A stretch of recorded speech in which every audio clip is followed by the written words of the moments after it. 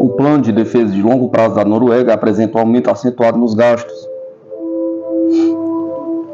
O governo de centro-esquerda da Noruega deverá apresentar ao Storting, Parlamento Nacional, o que o primeiro-ministro Jonas Gahr Støre descreveu como o plano de defesa de longo prazo mais ambicioso e de longo alcance da história do país. O abrangente plano de defesa do governo liderado pelos trabalhistas, anunciado numa conferência de imprensa em Oslo, no dia 5 de abril, propõe um aumento recorde no investimento de capital para a defesa nacional, que projeta 60 mil milhões de dólares em gasto no período de 12 anos até 2036. Uma característica crítica do plano de defesa aumenta os gastos e os benefícios financeiros em todos os ramos das Forças Armadas norueguesas. O plano reforçará o efetivo das Forças Armadas da Noruega e, ao mesmo tempo que aumentará significativamente as suas defesas aéreas e capacidades para melhor defender as suas fronteiras no extremo norte com a Rússia, em colaboração com as forças da OTAN, incluindo os vizinhos nórdicos e os novos membros da Aliança, a Suécia e a Finlândia. Níveis mais elevados de financiamento no plano de defesa destinam-se a melhorar as capacidades de consciência situacional das Forças Armadas da Noruega através da construção dos seus ativos de vigilância, presença e controle em todo o extremo norte e em áreas estratégicas de vizinhança na área nórdica. As Forças Armadas da Noruega visam alcançar um conhecimento situacional superior através de um plano integrado que compreende a atualização de novas embarcações de vigilância especializadas e a expansão de capacidade de satélites e drones. A tarefa mais fundamental deste governo é fornecer segurança ao povo da Noruega, precisando de uma defesa que seja adequada ao propósito do ambiente de segurança emergente. Este plano representa um impulso histórico nos gastos com defesa e implicará um grande fortalecimento de todos os ramos das Forças Armadas, disse Støre. Se for alcançado, o plano de defesa cumpre todas as metas estabelecidas. A expectativa é que o orçamento anual de defesa da Noruega, medido em termos reais, duplique do seu nível de 8,75 mil milhões de dólares em 2014 para 17 mil milhões de dólares até 2036. As principais propostas do financiamento do plano de defesa também cobrem a reposição de estoques militares enviados para ajudar os esforços de guerra da Ucrânia contra a Rússia. Desde a invasão da Rússia em fevereiro de 2022, a Noruega forneceu à Ucrânia mais de 2 mil milhões de dólares em equipamentos militares e ajuda humanitária. Só em 2023, a Noruega forneceu 1.000 milhões de dólares em apoio militar ao abrigo do programa de apoio NASA, incluindo o sistema de defesa aérea NASA-EMS. Os elementos de aquisição no plano de defesa são fundamentais para os objetivos de fortalecimento da defesa nacional da Noruega. Com isso, está sendo priorizada a aquisição de novas fragatas, submarinos e embarcações de superfície para a Marinha. O plano de aquisição compreende uma solução avançada de defesa aérea que incluirá o primeiro sistema de defesa aérea de longo alcance do país. O ramo do Exército das Forças Armadas da Noruega será ampliado de 1 para 3 brigadas. A Guarda Nacional, a Força de Mobilização Rápida da Força Nacional da Noruega, será aumentada dos atuais cerca de 40 mil efetivos para 45 mil soldados prontos para o combate. A Noruega pretende reconstruir as suas Forças Armadas para dar um enfoque mais nítido na prevenção de ativos de conflito, disse Bjørn Arild-Gram, ministro da Defesa da Noruega. As nossas Forças Armadas com melhores recursos devem ser capazes de lidar com a prevenção ativa de conflito todos os dias e estar preparadas para lidar com conflitos. O aumento da atividade requer mais pessoal. No total, as nossas Forças Armadas serão reforçadas com mais de 20 mil soldados recrutados, funcionários civis e reservistas, disse Gram. Para que o Plano Nacional tenha sucesso, disse Gram, as principais propostas do plano terão de ser implementadas simultaneamente para resolver deficiências críticas nas atuais estruturas e capacidade de defesa nacional. A Noruega deve investir em infraestruturas não apenas para a defesa atual, mas também para uma defesa que está preparada para o crescimento. Precisamos reforçar a capacidade educacional para atender à necessidade de mais pessoal. Devemos também atribuir fundos suficientes para reabastecer as nossas reservas de emergência. Isso é essencial para evitar acabar com uma estrutura de força desequilibrada, onde os navios ficam atracados e as aeronaves estão estacionadas, disse Gram. O Plano Nacional de Defesa que requer uma rápida elevação da força em todos os ramos das Forças Armadas. Ao final, o plano visa aumentar o número de recrutas e reservistas de 4.600 para 3.700, respectivamente. Prevê-se que o número de pessoal civil de apoio cresça de 4.600, com especial enfoque na contratação de talentos com competências tecnológicas especializadas. O programa priorizado de fortalecimento naval visa entregar de 5 a 6 novas fragatas com helicópteros antissubmarinos a bordo. Além de um mínimo de 5 novos submarinos, a Noruega está adquirindo o submarino tipo 212 CD, que está sendo construído no âmbito de uma parceria estratégica germano-norueguesa, que entregará um T-21-2 CDs a ambas as marinhas. Juntamente com a aquisição de navios de superfície, os elementos fragata e submarinos do Plano Nacional de Defesa representam um investimento de capital para qualquer governo norueguês no fortalecimento da capacidade da Marinha Real norueguesa de proteger as extensas águas territoriais do Ártico e Subártico do país contra ameaças prevalecentes. O âmbito de ambição do Plano Nacional de Defesa é evidenciado na decisão da Noruega de adquirir um sistema de defesa aérea de longo alcance para melhorar a capacidade das Forças Armadas Norueguesas de defesa contra ameaças de mísseis balísticos de curto alcance. Além disso, a Noruega planeja duplicar a quantidade de defesa aérea NASA-MS existente, que deverá ser atualizada para proporcionar um nível mais elevado de proteção contra drones e mísseis. O Plano Nacional de Defesa reconhece a importância da OTAN e dos Estados vizinhos da Aliança Nórdica, Dinamarca, Suécia e Finlândia. Para a segurança a longo prazo da Noruega, a presença contínua da OTAN diz que é fundamental para apoiar a estabilidade e garantir a paz nas regiões nórdicas e bálticas. A recente adesão da Finlândia e da Suécia à OTAN fortalece a segurança da nossa região. Também apresenta à Noruega novas obrigações. Devemos transformar-nos rapidamente no apenas um país receptor de reforços aliados, mas também de um aliado de trânsito e contribuinte para a defesa e segurança de todas as regiões nórdicas e bálticas.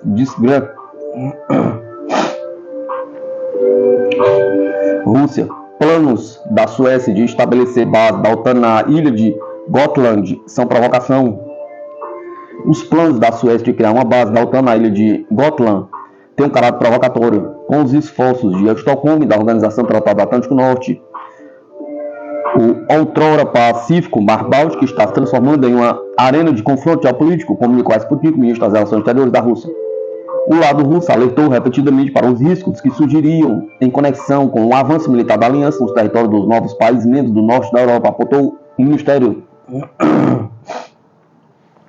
A chancelaria observou que a OTAN busca aumentar seu potencial militar no Báltico. Nesse contexto, Estocolmo pretende fortalecer a ilha estrategicamente importante de Gotland em prol de uma melhor defesa contra a suposta ameaça russa, ressaltou a entidade diplomática russa. A chancelaria recordou que em 2015, Estocolmo restabeleceu a presença militar em Gotland. Em abril do ano passado, antes de se juntar à OTAN, as tropas suecas realizaram exercícios na ilha para combater um possível ataque armado externo.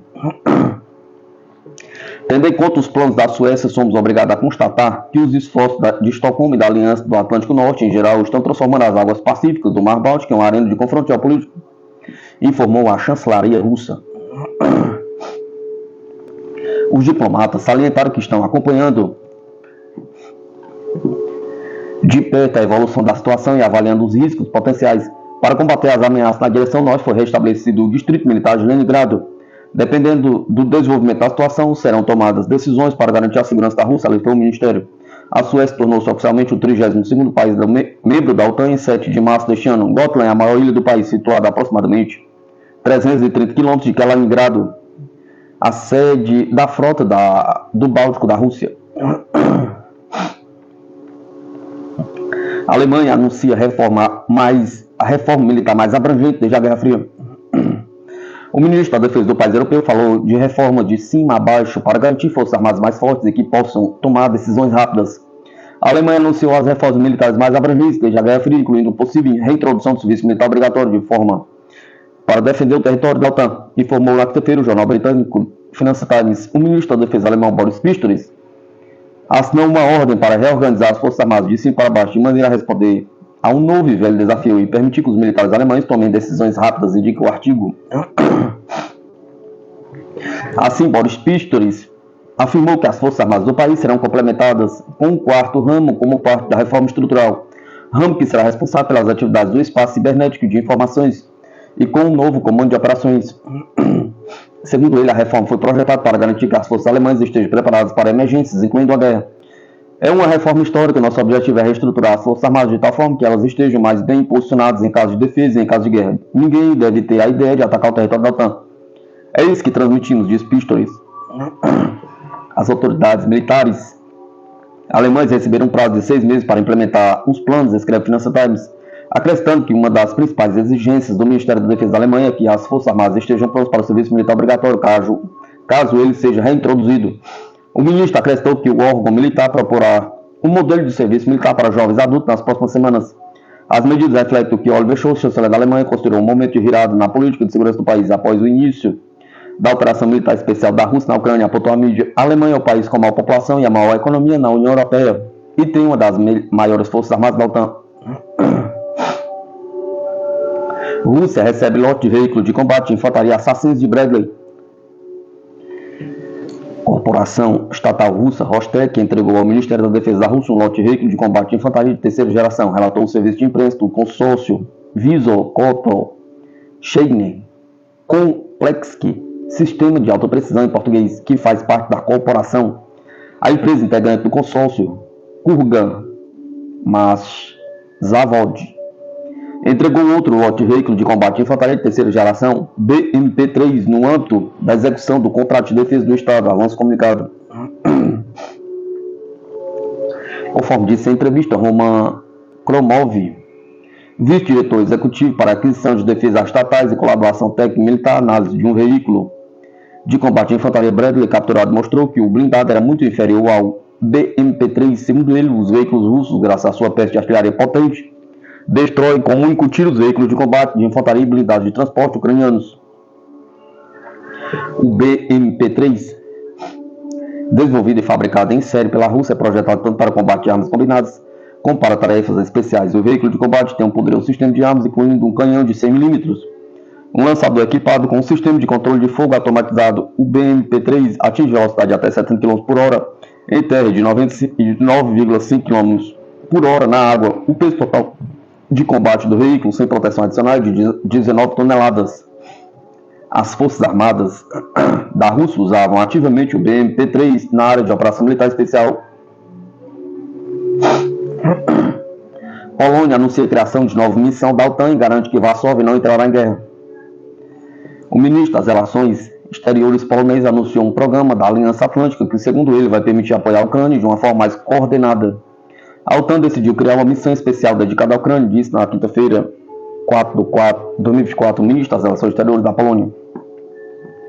Tomamos a decisão de estabelecer uma missão da OTAN, declarou Radoslaw Sikorski, acrescentando que isso não significa que entraremos em guerra. Segundo ele, a iniciativa usará as capacidades de coordenação, treinamento e planejamento da aliança para apoiar a Ucrânia de uma forma mais coordenada. Ao mesmo tempo, também na quinta-feira, Donald Tusk, primeiro-ministro do país, abordou a possibilidade de envolvimento direto de Varsóvia no conflito ucraniano. No momento, posso repetir o que disse ao presidente Emmanuel Macron e a outros líderes, incluindo o presidente dos Estados Unidos, Joe Biden. A Polônia não tem planos de se envolver diretamente na guerra em território ucraniano, disse Tusk, quando perguntado sobre a intenção de criar uma missão especial para a Ucrânia. No final de fevereiro, Macron argumentou que o envio de tropas ocidentais para a Ucrânia não deveria ser descartado, o que gerou controvérsia na União Europeia. O Kremlin alertou que se o Ocidente enviar suas forças armadas para ajudar Kiev, será impossível evitar um conflito direto entre a Rússia e a OTAN. Turquia se junta aos aliados da OTAN e suspende tratado de armas europeu. A Turquia suspendeu um tratado de armas que impunha limites ao equipamento militar convencional na Europa, juntando-se aos seus parceiros da Aliança Atlântica, que fizeram o mesmo no ano passado. O presidente Erdogan assinou um decreto que suspende as obrigações de Ankara ao abrigo do Tratado sobre as Forças Armadas Convencionais na Europa. A partir de 8 de abril, relata Bloomberg. A medida alinha a Turquia com medidas semelhantes tomadas pelos Estados Unidos, Reino Unido e Alemanha em resposta à retirada da Rússia em novembro de 2023 ao tratado que foi originalmente concluído após a Guerra Fria. Em junho passado, o vice-ministro das Relações Exteriores da Rússia, Sergei Ryabkov, disse que a discussão sobre o controle de armas convencionais só poderia ser possível depois que o Ocidente abandonasse sua política anti-russa, mas que tal cenário era, naquela época, atualmente irrealista, como acontece até agora. Na época, Washington afirmou que a sua decisão reforçaria a dissuasão e a capacidade de defesa da aliança, eliminando as restrições que afetam o planejamento militar. A mídia analisa que a decisão turca indica a melhoria dos laços com os Estados Unidos antes de uma reunião que acontecerá entre Erdogan e Joe Biden em Washington, dia 9 de maio. Os dois países mantiveram diálogos recentes para melhorar os laços de segurança e energia e aumentar as compras de explosivos turcos para os norte-americanos enviados para a Ucrânia.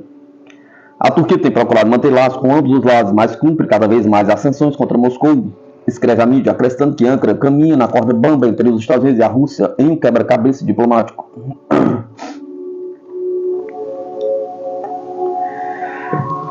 De acordo com o Face, Ambos os blocos, OTAN e Pacto de Varsóvia, eram autorizados de possuir quantidades iguais de armas convencionais e equipamento militar, como tanques, veículos de combate blindados, unidades de artilharia, aviões de combate e helicópteros de ataque. Foram também estabelecidos limites à presença de forças armadas na área abrangida pelo teatro, que se estendia pelo Oceano Atlântico aos Montes Urais, Rio Ural e Mar Cáspio. Após a dissolução da União Soviética, quando no seu território se formaram vários países independentes, foram elaborados vários acordos adicionais para dar continuidade ao tratado, agora adaptado, mas muitos países recusaram a ratificá-lo. Já os países bálticos, a Letônia, Lituânia e Estônia, se recusaram até aderir ao próprio tratado.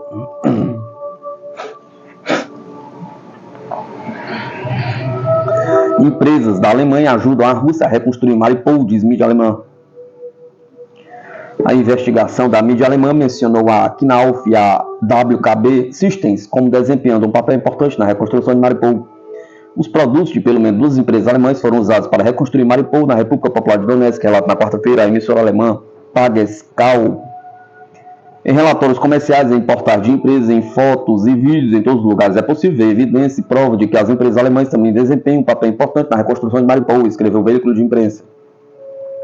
Ele relata a grande presença de sacos como estudo de construção da empresa alemã Knauf. Além disso, os canteiros de obras em Mariupol têm sido vistos blocos de concreto com o logotipo de outras empresas alemãs, a WKB Systems. Roderich, deputado do parlamento alemão do partido opositor União Democrata Cristã e membro da Comitê de Relações Exteriores do país, disse que condena a participação de empresas alemãs na reconstrução de Mariupol. Segundo ele, a Knauf está consolidando o poder russo na área.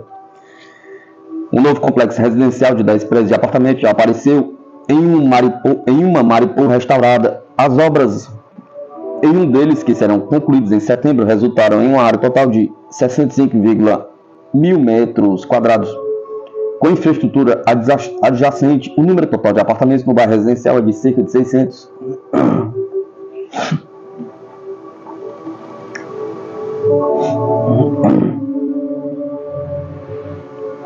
O presidente da Polônia exorta Estados-membros da OTAN a aumentarem despesa militar para 3% do PIB. Andrzej Duda citou a Polônia como exemplo de um país que já gasta 4% do PIB na defesa e afirmou que o marco de 2% acordado em 2014 não é mais suficiente. O presidente polonês fez uma proposta ousada aos países membros da Organização do Tratado do Atlântico Norte, defendendo um aumento nos gastos com defesa de 2 para 3% do PIB, informou na quinta-feira o jornal polonês Ryzyk Pospolita.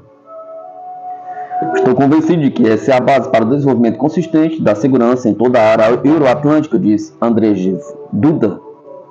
Esse é um passo natural e fundamental que devemos dar juntos hoje para combater o Kremlin, acrescentou.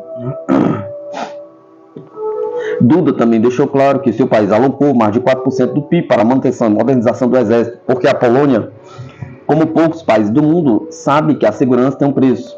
Em 2014, os países da aliança prometeram aumentar os gastos militares para 2% do PIB.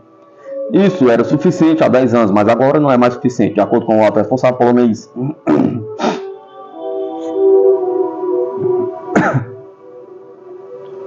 A OTAN tem aumentado lentamente os gastos militares desde 2014 e reforçou sua presença no leste europeu desde então. Mas os esforços foram acelerados desde 2022, quando a Rússia iniciou uma operação militar especial na Ucrânia em resposta à ameaça ao seu território e à população russa por parte de Kiev. A possível eleição de Donald Trump como presidente dos Estados Unidos em novembro de 2024 também revigorou os esforços dos Estados-membros europeus da OTAN em aumentar a sinergia e poderes militares do continente.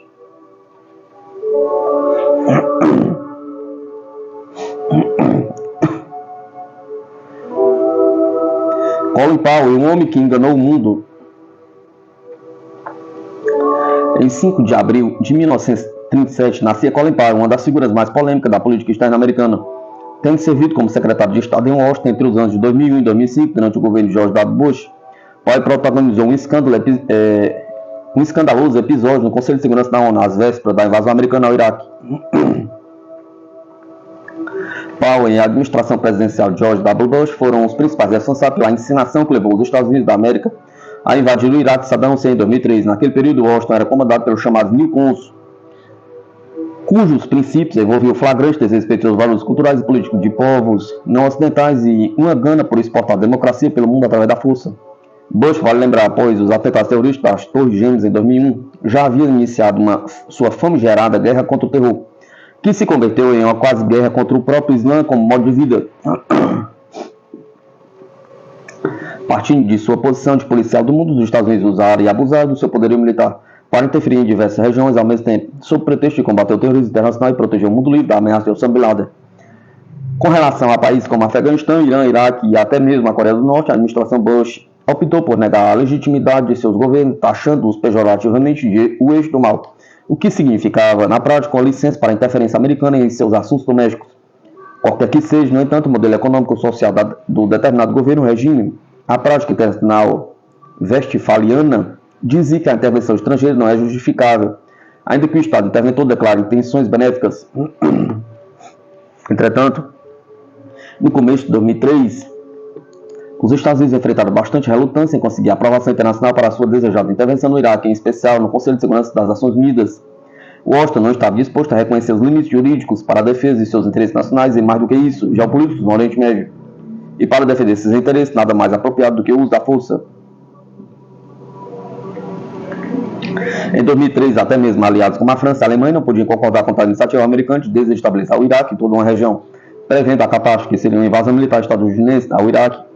Esperar tal consentimento de países como a China e a Rússia, então era ainda mais ilusório em termos das discussões do Conselho de Segurança da ONU. Predominou a falta de consenso e respeito da real periculosidade ou não do regime de Saddam Hussein, desde que o Iraque já havia comprovadamente se livrado de suas armas químicas no decorrer dos anos 90. Reconhecidamente, portanto, a maior parte das grandes potências da época tinha um interesse comum em evitar um confronto regional desnecessário prolongado no Oriente Médio. Com exceção dos Estados Unidos de Bush, era de conhecimento que, em um estado de guerra entre os americanos e o exército de Saddam Hussein, traria consequências devastadoras não somente para o Iraque, como também para seus vizinhos, afetando cadeias de suprimento, causando uma crise humanitária sem precedentes no Oriente Médio. Na ausência de um consenso no âmbito do Conselho de Segurança da ONU, por sua vez, os Estados Unidos optaram por cometer um erro fatal: agir como um poder incontrolável, capaz de fazer as suas próprias regras, sem a necessidade de agradar nem os adversários nem os aliados. Colin Powell, como secretário de Estado, contribuiu justamente para a realização desse plano, em que Washington não teria a obrigação de se justificar perante ninguém, fosse quais fossem suas reais intenções. Considerações quanto à moralidade de suas ações não eram importantes para a Casa Branca, que se viu em uma posição de ter de implementar seus objetivos por meio da força e desconsiderando a opinião da comunidade internacional. Os Estados Unidos, que haviam auxiliado o mesmo Saddam Hussein durante os anos de 1980, no âmbito da guerra entre Iraque e Irã, agora estavam determinados a derrubar o líder árabe a todo custo. Arrogante para si papel de justiceiro global acima do bem e do mal, o egoísmo nacional demonstrado por Bush e seus adidos políticos, como Colin Powell, derivava do excepcionalismo americano de completo desprezo pelas normas do direito internacional e das Nações Unidas. O intuito era usar a força de uma maneira irrestrita em busca da derrubada de um regime que os Estados Unidos não mais via como útil, tudo isso a custo de milhares de vidas inocentes. No plano econômico, o frenesi da chamada Guerra ao Terror era uma oportunidade de ouro para o complexo militar industrial estadunidense, cujas guerras permanentes ou guerras eternas eram altamente benéficas para a economia dos Estados Unidos e para a boa parte de sua elite política. Em fevereiro de 2003, por fim, pouco tempo antes da invasão do Iraque, o Conselho de Segurança da ONU se tornou palco de um dos maiores escândalos políticos da história. E esse escândalo foi protagonizado por ninguém menos do que Colin Powell. Ele levou à Organização das Nações Unidas um frasco supostamente contendo antraz, um reagente químico altamente perigoso que o organismo humano, argumentando que Saddam Hussein produzia armas químicas em segredo. A ensinação de Powell não foi capaz de convencer os demais membros do Conselho de Segurança, que pleitavam uma solução diplomática e não militar para lidar com o regime de Saddam Hussein e suas alegadas conexões com o grupo terrorista Al-Qaeda. No entanto, Colin Powell e George W.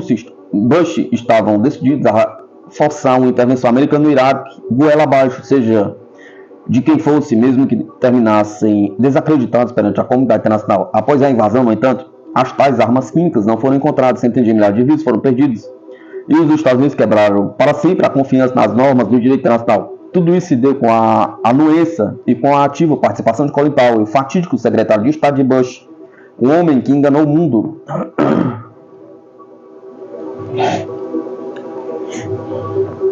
Estados Unidos querem usar a Armênia para arrastar sul do Cáucaso para o confronto geopolítico, diz o Ministério das Relações Exteriores russo.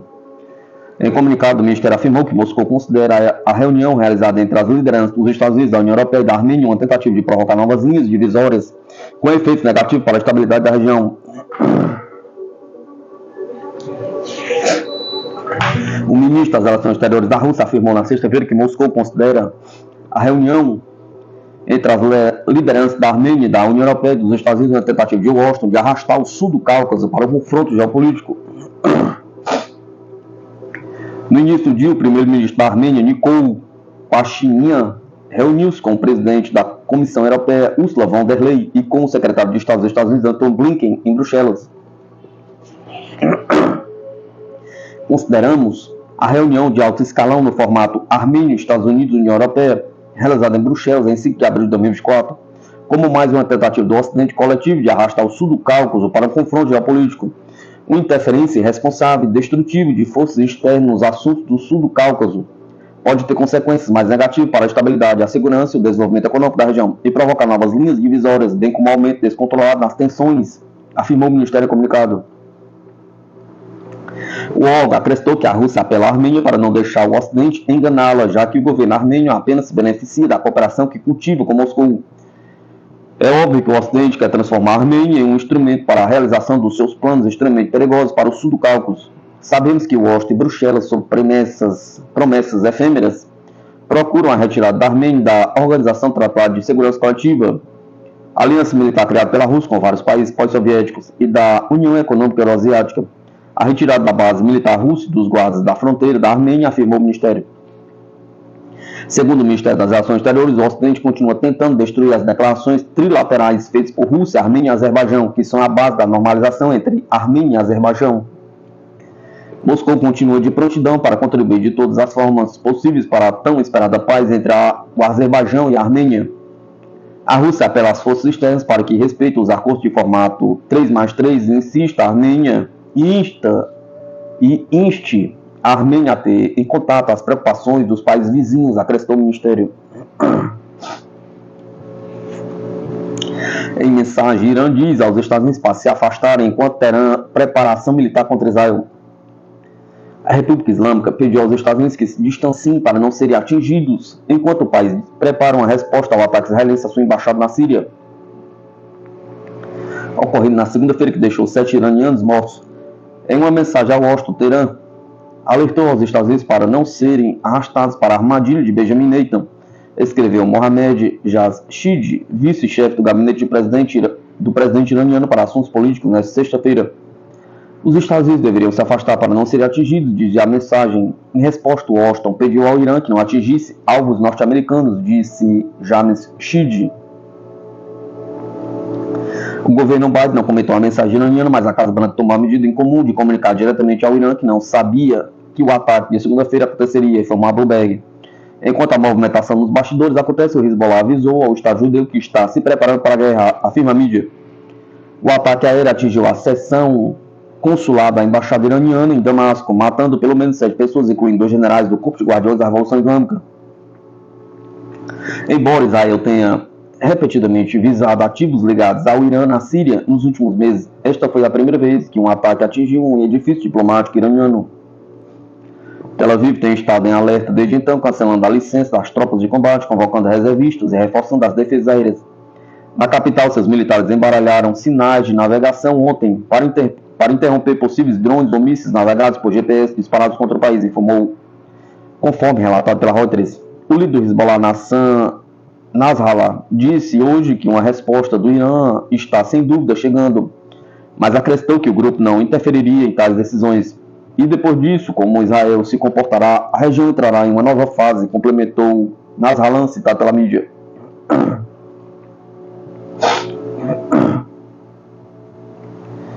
Escalada entre Israel e Irã poderia provocar crise energética desastrosa, diz especialista. Os preços petrolíferos podem ficar acima de $100 se Israel seguir atacando alvos do Irã e este decidir bloquear a passagem de petróleo pelo Estreito de Hormuz. De acordo com o Dr. Mandou Salaman, uma escalada dramática na atual impasse entre Israel e Irã poderia mergulhar o mundo em uma crise energética desastrosa, disse um economista internacional de petróleo e especialista em energia global. os preços de petróleo podem chegar a $120 por barril. Acrescentou ele, a situação é extremamente volátil, pode mudar dependendo da resposta do Irã ao ataque à sua embaixada em Damasco, notou o Dr. Maldou Salamé. Depois que os preços subiram para os maiores níveis desde outubro de 2023, a atual alta no preço do petróleo bruto Brent, após a manipulação deliberada do mercado pelos Estados Unidos e sua colaboração com outras entidades, deve-se aos sólidos fundamentos do mercado, à robusta demanda global de petróleo e um mercado mais restrito às importações chinesas de petróleo bruto, que quebraram os recordes do ano passado e aumentaram 9% no primeiro trimestre de 2024 em relação ao mesmo trimestre de 2023, observou o especialista. Outros fatores da subida são o conflito entre Palestina e Israel, as reduções de produção dos países produtores de petróleo, da Organização dos Países Exportadores de Petróleo e aliados, OPEP. Como o preço do petróleo poderia aumentar? A pergunta. No entanto, após o recente ataque de mísseis israelenses à embaixada iraniana em Damasco, Teherã poderia abandonar sua política prévia de não envolvimento e retaliar de uma forma que possivelmente ampliaria a guerra, afirmou o economista. Ao mesmo tempo, se o Irã retaliasse, isso poderia levar a um efeito dominó, fazendo com que Israel e os Estados Unidos usassem isso como pretexto para atacar as instalações nucleares daquele país. Nesse caso, o Irã com certeza tentará bloquear o importantíssimo Estreito de Hormuz, interrompendo assim o envio de cerca de 20 milhões de barris por dia e de um grande volume de exportações de gás natural liquefeito do Catar. Mergulhando o mundo em uma crise energética desastrosa, isso pode fazer com que os preços do petróleo disparem, com o Brent cru atingindo $110 a $120 por barril, disse o Dr. Salamé. O especialista acredita que, se esse cenário ocorrer, o aumento dos preços do petróleo terá um impacto direto no crescimento econômico global, afetando praticamente todos os países do mundo, segundo Mandou Salamé. A União Europeia seria particularmente atingida, enquanto países exportadores de petróleo, como a Rússia, Venezuela, Noruega e Brasil, cujas exportações não passam pelo Estreito de Hormuz, se beneficiariam muito com o aumento dos preços.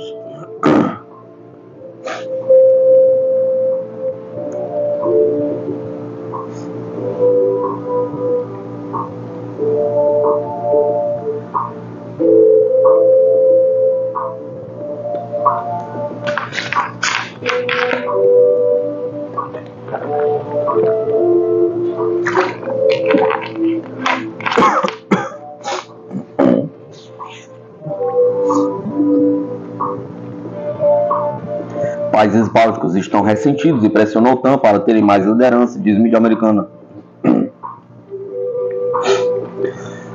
Em outubro, a OTAN terá um novo líder que substituirá o norueguês Jens Stoltenberg, que ocupa o cargo desde 2014. No entanto, a corrida pela liderança da aliança está incomodando os estados bálticos. O nome mais cotado para ser o novo secretário-geral é o do premier dos Países Baixos, Mark Rutte. Contudo, algumas nações do leste europeu estão pressionando a aliança para uma maior representação da região entre os cargos de liderança. Os países bálticos levantaram a questão de representação geográfica em diálogo com Rutte, que lhes garantiu que a questão está no seu radar, segundo uma fonte ouvida pela Bloomberg. A mídia afirma que a operação russa na Ucrânia criou um sentimento de vingança entre muitos dos membros orientais da OTAN, que alertavam sobre a possível ação e não foram ouvidos. Agora esses estados procuram maior influência da tomada de decisões. Em conjunto a isso, ao fato de que esses países mantêm despesas com a defesa mais elevada em porcentagem da produção econômica do que muitos dos seus homólogos ocidentais. Esperávamos mais empatia por parte dos candidatos com as exigências dos países da ala oriental da OTAN, disse Jura Blar, chanceler da Eslováquia, na quinta-feira.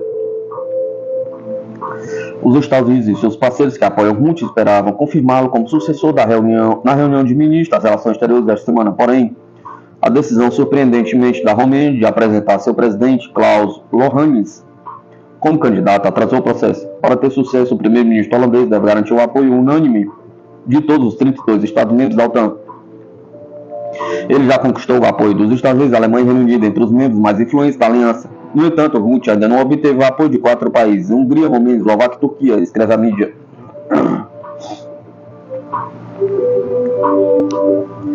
Quem destruir combatentes da OTAN deve ser bem recompensado, diz ex-presidente russo Dmitry Medvedev.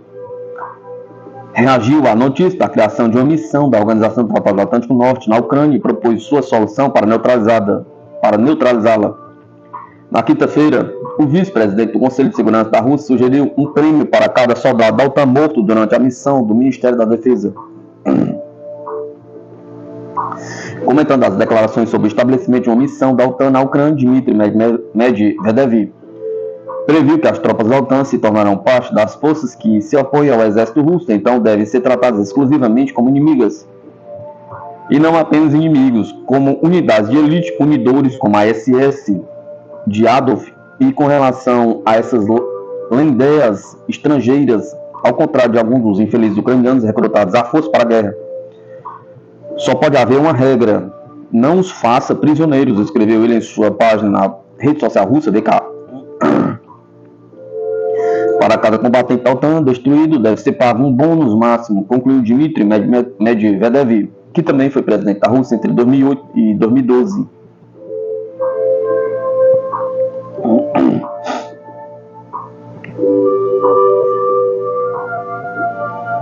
O que está por trás da resolução dos Estados Unidos que vai ao Conselho de Segurança da ONU que proíbe armas nucleares no espaço? Pergunta. A Rússia prometeu formar uma posição frente a uma resolução do Conselho de Segurança da ONU patrocinada pelos Estados Unidos que propõe a proibição de armas nucleares no espaço. Por que Washington está tão interessado na ideia? Pergunta. O que pode conter na resolução? Pergunta. As questões de segurança estratégica são uma das poucas áreas onde existe atualmente potencial para diálogo entre Rússia e os Estados Unidos, disse o porta-voz do Kremlin, Dmitry Peskov. A principal área potencial para o diálogo entre os Estados Unidos e a Rússia são as questões relacionadas à segurança estratégica, que inclui a questão espacial, afirmou o porta-voz aos jornalistas nesta sexta-feira, quando comentava sobre os planos dos Estados Unidos e do Japão de apresentar uma resolução perante o Conselho de Segurança da ONU na próxima semana, propondo a proibição de armas nucleares no espaço. Quanto ao projeto, precisamos esperar, estudar o documento, lê-lo e depois tomar a decisão, disse Peskov. Os comentários de Peskov foram precedidos por comentários do porta-voz do Conselho de Segurança Nacional da Casa Branca, John Kirby, na quinta-feira, descrevendo as expectativas de Washington com Moscou no que diz respeito ao projeto de resolução ainda não apresentado. Ouvimos o presidente Putin dizer que a Rússia não tem intenção de implementar armas nucleares no espaço, disse Kirby. Portanto, esperamos que a Rússia vote a favor dessa resolução. Não deveria haver razão para não fazê-lo. E se o fizerem, então penso que isso deveria abrir algumas questões realmente legítimas ao senhor Vladimir Putin sobre quais são realmente as suas intenções, acrescentou Kirby, com comentários que parecem uma tentativa de forçar Moscou a votar a favor do projeto. Nossa posição é bastante clara e transparente, diz Putin em uma reunião no Kremlin com o Ministério da Defesa, comunista da Defesa, Sergei Shoigu. Em fevereiro, comentando as alegações de autoridades dos Estados Unidos de que a Rússia havia obtido algum tipo de preocupante nova capacidade de armamento anti-satélite que poderia se tornar operacional em breve. Sempre fomos e continuamos a ser categoricamente contra a implementação de armas nucleares no espaço. Pelo contrário, estimulamos todos a aderirem aos acordos que existem nessa esfera, ressaltou Putin. Acrescentando que as potências ocidentais sabem que as capacidades espaciais da Rússia estão em linha com as possuídas por outras nações, incluindo os Estados Unidos. Muitas vezes a Rússia sugeriu fortalecer a cooperação conjunta na área, mas por alguma razão no Ocidente esse tema não voltou a ser abordado, diz Putin. Não implementamos nenhuma arma nuclear no espaço ou qualquer elemento para usar contra satélites ou para criar campos onde os satélites não possam funcionar de forma eficiente, disse Shoigu durante a reunião em fevereiro com Putin, acusando Washington de falar sobre uma ameaça espacial russa para pressionar o Congresso a aprovar mais ajuda a Kiev, além de tentar manobrar a Rússia para negociações sobre o controle e a suspensão de armas nucleares no meio da crise ucraniana. Os Estados Unidos e o Ocidente apelam à derrota estratégica da Rússia, enquanto, por outro lado, dizem que gostaria de ter um diálogo sobre a estabilidade estratégica, fingindo que essas coisas não estão ligadas, diz Putin, sublinhando que tal abordagem não vai funcionar. O que há na resolução? Pergunta. A resolução conjunta feita pelos Estados Unidos e Japão supostamente insta os países a se comprometerem a não desenvolver armas nucleares ou qualquer outro tipo de armas de destruição em massa destinadas a serem colocadas em órbita, reafirmando a expectativa de que as nações cumpram integralmente o Tratado do Espaço Exterior de 1967, que proíbe armas nucleares no espaço. Mais detalhes sobre o projeto de resolução não foram divulgados, mas o primeiro vice-representante permanente da Rússia na ONU, Dmitry Polyansky, comentou a proposta no mês passado, chamando-a de alheia à realidade e acusando os Estados Unidos de mais um golpe de propaganda por meio de uma resolução muito politizada. Seria interessante conhecer os detalhes desse tratado proposto pelos Estados Unidos, disse E.A. Rasmussen, veterano comentarista independente sobre assuntos militares e relações exteriores e também de coronel aposentado dos Estados Unidos, do Exército dos Estados Unidos com 20 anos de serviço. Muitas vezes sou um pouco cauteloso quando propõe algo, porque os Estados Unidos são provavelmente o único país que renegou ou se retirou unilateralmente de mais tratados do que qualquer outro país, disse Rasmussen, afirmando que o Tratado do Espaço Exterior poderia ser atualizado depois de quase 60 anos. Rasmussen disse que achou o momento da proposta dos Estados Unidos interessante e curioso, e os detalhes não revelados cruciais de saber, porque já existe um tratado que aborda a implementação de armas nucleares no espaço. Estou apenas curioso para saber qual é a intenção por trás disso, ponderou o analista, questionando se a resolução poderia pretender controlar não apenas a implementação de armas nucleares no espaço exterior, mas também o seu desenvolvimento.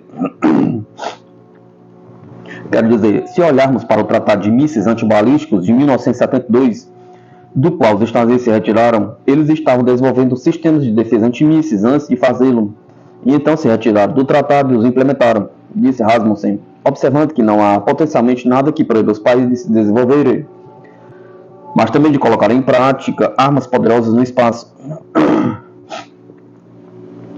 Também penso que os Estados Unidos provavelmente estão preocupados com o EPM, disse o observador, referindo-se às armas de impulso eletromagnéticos, que podem destruir a parte eletrônica dos satélites. As armas nucleares obviamente podem fazer isso, mas não é necessário uma arma nuclear. Os Estados Unidos até admitem que não têm a certeza de que a Rússia esteja desenvolvendo uma arma nuclear para o espaço sideral, mas pensam que estão preocupados com isso. A máquina militar dos Estados Unidos é altamente dependente de satélites para as suas operações, disse Rasmussen. Então acho que eles provavelmente estão preocupados por não terem realmente uma boa capacidade defensiva para combater algum tipo de assassino ou perturbador de satélite. Algo assim pode estar por trás disso. Seja qual for o caso, tem que haver um benefício para Washington apresentar a resolução agora, ou não a proporiam, sublinhou o analista. Se a resolução for redigida com honestidade e promover propostas benéficas para todos, Rasmussen fala que não vê problema na Rússia e outros países a considerarem, mas se inclinar o corte de pesquisa e tentar distorcer as propostas em benefício do Ocidente, então poderemos ver a China e a Rússia recuar, previu. Os Estados Unidos acusaram repetidamente a Rússia de desenvolver superarmas espaciais capazes de alterar o equilíbrio estratégico global, mas recentemente por meio da criação de tecnologia destruidora de satélites alimentados por energia nuclear. Ao mesmo tempo que acusou a Rússia de militarizar o espaço, o Pentágono aumentou gradualmente as suas capacidades de guerra espacial, estabelecendo formalmente a Força Espacial como um ramo separado das Forças Armadas dos Estados Unidos em 2019, tomando medidas para aumentar suas atividades militares baseadas no espaço com novos satélites e discutindo abertamente planos para transformar o espaço em um novo domínio de guerra. Em dezembro passado, o tenente-general Matt Glave, do Corpo de Fuzileiros Navais, enfatizou que os Estados Unidos devem ganhar o domínio espacial para vencer as guerras.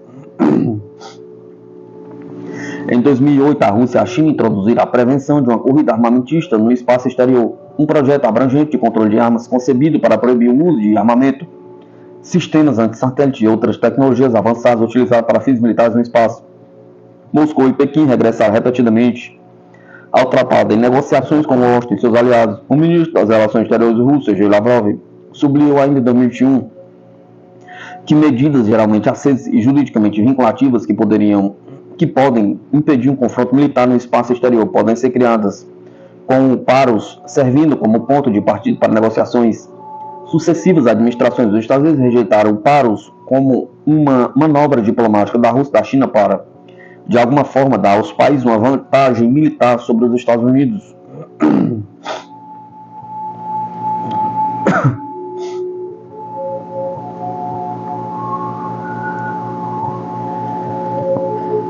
Milley anuncia a criação de uma base naval com os Estados Unidos no Ushuaia.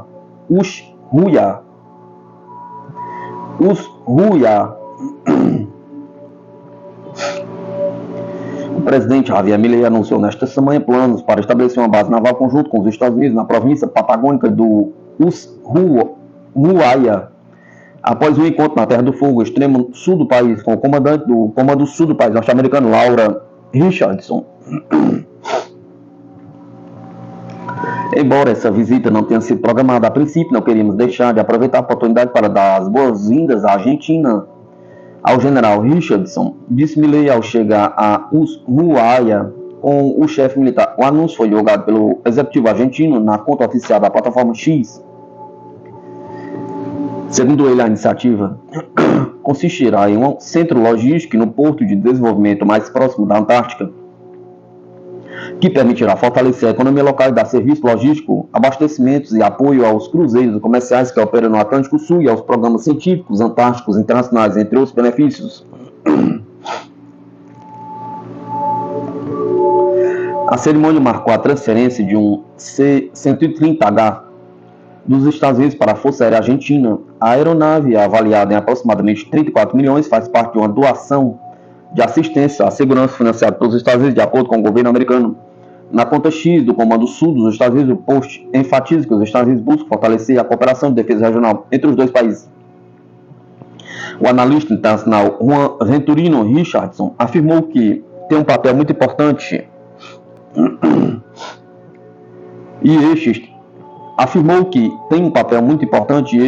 entre os 4 ou 5 militares mais importantes dos Estados Unidos. No que diz respeito à região, não há ninguém acima dela, acrescentou o entrevistado.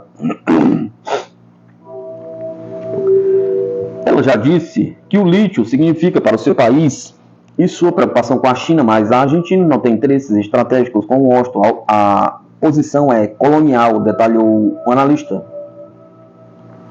Laura Richardson é general de 4 estrelas do Exército dos Estados Unidos desde 2021. Serve como comandante do Comando Sul dos Estados Unidos e é responsável por liderar as operações militares dos Estados Unidos no Caribe, na América Central e do Sul, além de promover parcerias de segurança e cooperação com países da região. Richardson foi a primeira mulher a assumir o comando de treinamento e doutrina do Exército dos Estados Unidos.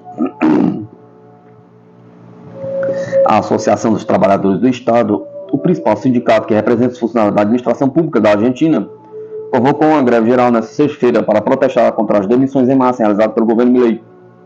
Diante de um amplo aparato policial, centenas de trabalhadores se mobilizaram em frente ao Ministério da Economia, localizado no centro da cidade de Buenos Aires. Há poucos meses da Casa Rosada, certo do executivo para participar do protesto. A Casa Rosada confirmou no início da semana que cerca de 15 mil servidores públicos não tiveram os contratos de trabalho renovados e já anunciou que pretende demitir um total de 70 mil funcionários.